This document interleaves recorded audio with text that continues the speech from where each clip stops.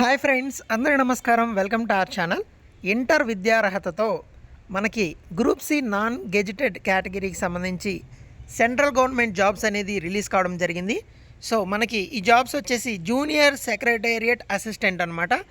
మనకి శాలరీ వచ్చేసి basic pay 19,900, అంటే మనకి టీఏడిఏ హెచ్ఆర్ ఇవన్నీ కలుపుకుంటే మనకి 28,000 లేదా 30,000 వరకు శాలరీ వచ్చే అవకాశం ఉందన్నమాట. సో ఇందులో ఒక బెనిఫిట్ ఏంటంటే మహిళలకు, అదేవిధంగా ఎస్సీ ఎస్టీ వీరికి అప్లికేషన్ ఫీ కూడా లేదనమాట. ఇవన్నీ కూడా కేంద్ర ప్రభుత్వ పర్మనెంట్ ఉద్యోగాలు.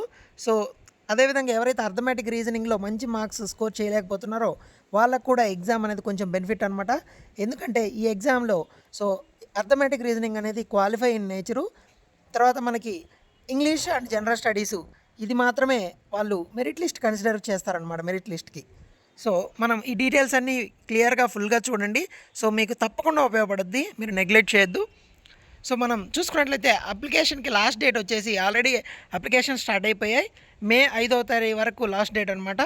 మనం డీటెయిల్స్ చూసుకున్నట్లయితే మనకి ఏజ్ లిమిట్ వచ్చేసి 28 సంవత్సరాలు అనమాట. అన్రిజర్వ్డ్ క్యాండిడేట్స్కి మే 5వ తేదీ వరకు ఆ రోజుకు చూసుకుంటారు, అది లాస్ట్ డేట్ కాబట్టి అప్లై చేయడానికి. సో మీరు ఇంటర్ చదువుంటే చాలు, ఏ స్ట్రీమ్ అయినా పర్వాలేదన్నమాట.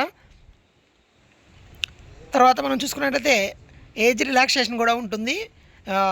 ఎస్సీ ఎస్టీ ఓబీసీ వీళ్ళకి ఏజ్ రిలాక్సేషన్ ఉంటుంది, మీకు స్క్రీన్ పైన కనిపిస్తుంది కదా. సో ఎస్టీ ఎస్టీకి 5 years, ఓబీసీకి 3 years అనమాట. సో మనం ఇక్కడ చూసుకున్నట్లయితే అండర్ రిజర్వ్డ్ ఓబీసీ ఈడబ్ల్యూఎస్ క్యాండిడేట్స్కి మాత్రం 500 ఫీజు ఉంటుంది. ఉమెన్ అండ్ ఎస్సీ ఎస్టీకి నిల్ అనమాట, ఫీజు ఏమి ఉండదు. ఒకసారి మనం ఎగ్జామినేషన్ స్కీమ్ చూద్దాం. సో ఈ ఎగ్జామినేషన్ స్కీమ్ అనేది చూసుకున్నట్లయితే మనకు ముందుగా 2 పేపర్లు ఉంటాయి, ఒకే రోజు ఉండొచ్చు, ఉదయం సాయంత్రం అలాగా. సో ముందుగా మనకి మెంటల్ ఎబిలిటీకి సంబంధించి అర్థమెటిక్ అండ్ రీజనింగ్ అవన్నీ 100 questions ఉంటాయి, 200 మార్క్స్, నెగిటివ్ మార్కింగ్ ఉండదు, క్వాలిఫై ఇన్ నేచర్ అనమాట. తర్వాత రెండో పేపర్ వచ్చేసి మనకి general awareness and English language 50-50 ఉంటాయి, ఒక్కొక్క దానికి 3 మార్క్స్ అనమాట. ఒక్కొక్క క్వశ్చన్కి టోటల్గా 150 300 మార్క్స్ నెగిటివ్ మార్కింగ్ ఉంటుందన్నమాట. సో మనకి ఒకటి తప్పుగా పెడితే 1 మార్క్ కట్ అవుతుంది. సో ఇది ఎగ్జామినేషన్ స్కీమ్. దీంతో పాటుగా మనకి టైపింగ్ టెస్ట్ అనేది ఉంటుందన్నమాట. సో ఇంగ్లీష్ కానీ హిందీ కానీ, సో మీరు ఇప్పటి నుంచి టైపింగ్ టెస్ట్ రోజు ఒక 1/2 hour, ఒక 1 hour ట్రై చేసినా కూడా ఆ టైంకి మీరు టైపింగ్ అనేది చేయగలరు. సో మీకు టైపింగ్ సర్టిఫికేట్ అనేది కూడా ఎక్కడ అడగలేదన్నమాట. మీకు టైపింగ్ ఇప్పటి నుంచి నేర్చుకుంటే సరిపోతుంది. వాళ్ళు పెట్టిన టెస్ట్, స్కిల్ టెస్ట్లో మీరు ఆ రోజు అటెంప్ట్ చేస్తే సరిపోతుంది అనమాట. 10 minutes 35 words per minute అనమాట. సో ఇది మనకి ఎగ్జామినేషన్ స్కీము.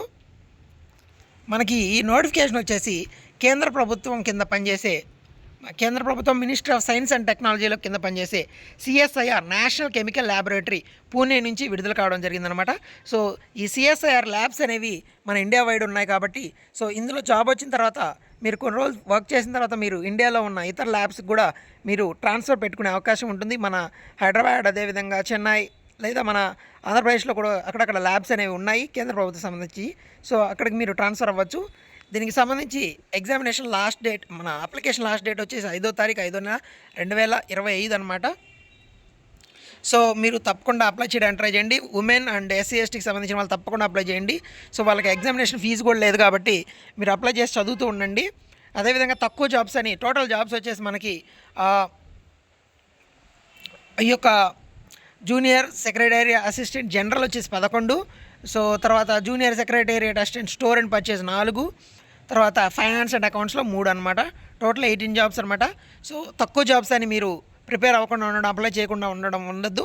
సో మీకు కొంచెం నమ్మకం ఉండి కొంచెం బాగా చదవగలిగితే ఇలాంటి జాబ్స్ వస్తాయి. ఎందుకంటే తక్కువ జాబ్స్ ఉన్నప్పుడు తక్కువ మంది అప్లై చేస్తారు, కట్ ఆఫ్లు కూడా తక్కువే ఉంటాయి. ఎక్కువ జాబ్స్ ఉన్నప్పుడు ఎక్కువ మంది అప్లై చేస్తారు, కట్ ఆఫ్స్ కూడా ఎక్కువ ఉంటాయి అనమాట. సో ఇటువంటి జాబ్స్ని కొంచెం ట్రై చేయడానికి చదువుతూ ఉండండి. మీరు ఆల్రెడీ ప్రిపరేషన్లో ఉన్నట్టయితే సో చూడండి ఇదన్నమాట. తర్వాత డీటెయిల్స్ అన్నీ కూడా మనకి వెబ్సైట్లు అనేది వాళ్ళు పొందుపరుస్తారనమాట. ఎగ్జామినేషన్స్ వచ్చేసి మేజర్ సిటీస్లో ఉండే అవకాశం ఉంది, like Vijayawada or something like Hyderabad, Visakhapatnam, Tirupati ఇలా ఉండే అవకాశం ఉందన్నమాట. సో ఆ డీటెయిల్స్ అన్నీ కూడా మనకి వెబ్సైట్లో పొందుపరుస్తూ ఉంటారు. ఆ website link and notification link అనేది కూడా మీకు డిస్క్రిప్షన్లో నేను ప్రొవైడ్ చేస్తాను. సో మీరు అక్కడి నుంచి అప్లై చేసుకోవచ్చు అనమాట. సో ఏమన్నా మిస్టేక్స్ ఉంటే క్షమించండి, ఏమైనా సజెషన్స్ ఉన్నా కూడా కామెంట్ చేయండి. సో వీడియో నచ్చితే లైక్ చేయండి, షేర్ చేయండి. ఈ నోటిఫికేషన్లో ఇంకా ఏమైనా డీటెయిల్స్ కావాలంటే మీరు చెక్ చేసుకోవచ్చు నోటిఫికేషన్ లింక్ ద్వారా. Thank you so much.